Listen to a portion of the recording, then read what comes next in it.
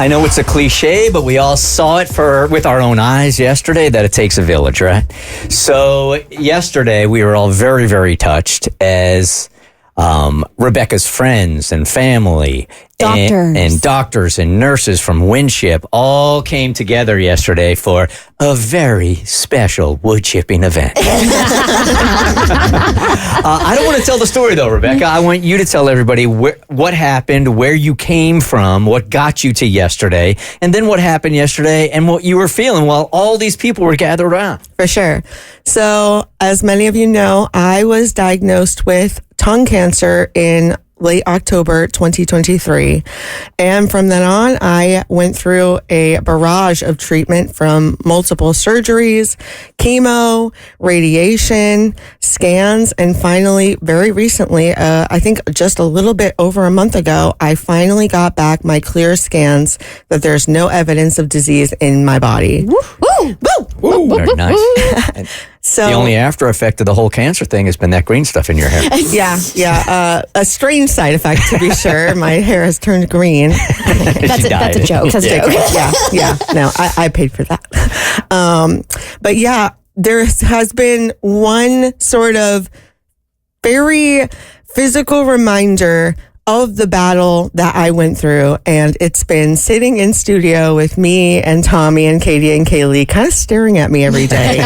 And that is the radiation mask that I used during treatment for radiation. And if you can also explain like what the mask looked like and how it was fitted to your face and what you had to endure through those radiations. So the radiation mask, it's like this plastic sort of shrinky-dink material that they retrofitted to my face. I went through 33 radiation treatments. That was every day, every weekday. I would go in. Wow. They would basically snap me into this metal table. And for about 40 to 45 minutes every day, my face and my mouth would be shot with lasers that I couldn't see. Pew, pew, that pew. was, basically to eradicate any leftover cancer post-surgery. Here's what I didn't understand until I was talking to some of your nurses yesterday from Woodchipper, is that I assumed that you'd have some flexibility and some movement in that thing. I was almost in my head equating it to a CT scan where you go in there and you could get claustrophobic, but there's plenty of room around you. And if you needed to get out, you could get out, right?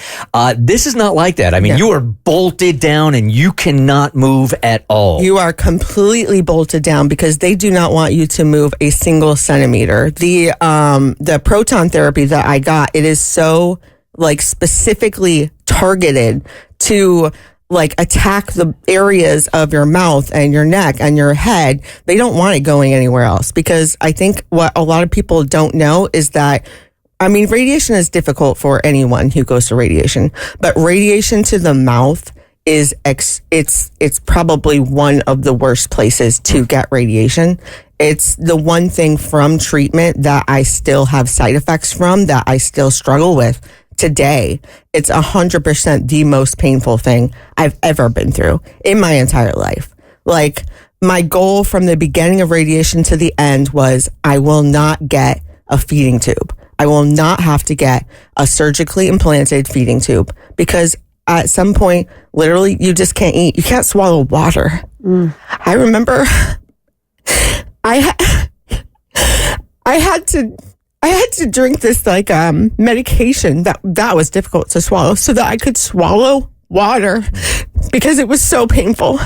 And that was for weeks after treatment, because you don't feel anything when you're on the table. You're just kind of bored and you're claustrophobic and you're a little scared. And I'm listening to the Bert show and I'm like, I wish I was there. I still can't believe that's what you chose to listen to. So many better shows. But she couldn't laugh. She needed to choose a show where she wasn't going to laugh. What show can I listen to that I know won't make me laugh? The Bert show. I wanted to keep up the date. Actually, one time I did start laughing and they went on the intercom like, please stop moving. But yeah, radiation was the worst. Now I still have chronic dry mouth. I probably will forever because it damages your salivary glands for the rest of your life, pretty much. But that physical reminder of that radiation mask being there, I was like, a lot of people make art. A lot of people like to savor it. Not me. I was like, that's got to go. I just want to give a little bit of a visual because this is not like a hockey mask. This is almost like the layer of of armor you would see on somebody from back in the day that's over the shoulders and then totally covers the face. Yes, it's from head to toe, and then there's this adorable little hole where they had to put the bite block so that I could keep my tongue as flat as possible during the entire thing. That was the worst. I'll tell you that right now. Oh, that was awful. But yeah, you guys, you were trying to figure out how I can get rid of this thing. First, it was exploded, and that turned out to be not legal. So I think plan B, which I think really worked out, was throw it into a wood chipper. And lo and behold, we put it out there to the Bert Show fam. Yep. Anybody got a wood chipper? And we had a Bert Show listener call up. Alyssa from J.E. Dunn Construction called us. Thank you so much, Alyssa, for reaching out to set this up. Also, Vicky from J.E. Dunn and Robert, who ran the wood chipper. Want to thank them. Sunbelt Rentals was actually the company that supplied the wood chipper. Everybody from Winship Cancer Center came out to support Rebecca, including Kelly, Rebecca's PA, Tiffany, Rebecca's dietitian, a bunch of others from Winship, and Rebecca's parents and friends all there to surprise her. So you knew we were going to J.E. Dunn to wood chip your radiation mask. But when you rolled up and you saw all those people there, can you even put into words?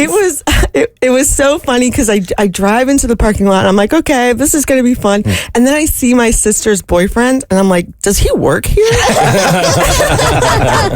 So I walk up and I realize that everyone is there, and I swear to God, I couldn't stop myself from crying because I'm like, they've done it again. They're surprising me with this amount of support that I just never expected. That is so incredible, and that has helped me through this entire journey. And I couldn't take it. It's like so amazing. And the way you guys invited my care team, like that's so insane. Who thinks of that? Like that's so amazing. When I saw Kelly, my PA, when I saw Tiffany, my dietitian, I couldn't take it. And I know Dr. Rudra, Dr. Bador, my SLP Rosa, they all wanted to be there. Unfortunately, they work at a cancer institute. The hours aren't very flexible. Probably best they weren't there because the footage would have been unusable. I would have been bawling. I'm sure they have told you this before, but I had a goodly amount of time with your parents yesterday who are just so incredibly proud and respect you so much as a daughter. My God. I mean, my parents have been through everything with me, and they've supported me. Their support has been so incredible. No one wants to see their child go through this. They went through it just the same as I did. And so I love them, and they have always been there for me. And I can't thank them enough. I can't thank you guys enough. All right, so let's get to the moment. There you are, and Tommy had put the mask on a styrofoam head. So you're holding that radiation mask, knowing it's going to be the last time you hold it, and you're about to shove it through the wood chipper. It was so funny because I look at it, and this might sound so weird, but I'm like, you didn't mean to hurt me. You weren't trying to hurt me. You were trying to help me. So I'm sorry, but you gotta go, bitch. And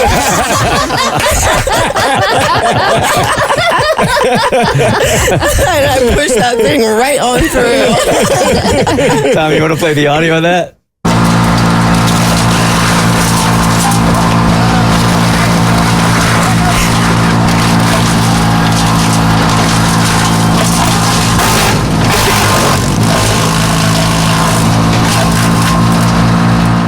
Brilliant. Wow. It was kind of scary. And everybody started cheering. You're jumping up and down with your arms in the air also at that time. It was really touching to watch. It was so cool to see. Real quick before we get out of this, J.E. Dunn, they're really active in the community. They have a 5K and 10K Saturday, October 12th. It's called a Hammer Down, and you can sign up on Instagram at Hammer Down Road Race on Instagram, and it is a Peachtree qualifier for those of you runners that are interested in that. So yeah, thanks again to J.E. Dunn Construction. And also, we can't neglect to thank Mikey for sweeping up the remains the smallest of brooms, too. We're all around, like, enjoying the celebration, and there, hardworking Messy Mikey is in the street sweeping all the wood chips up, man.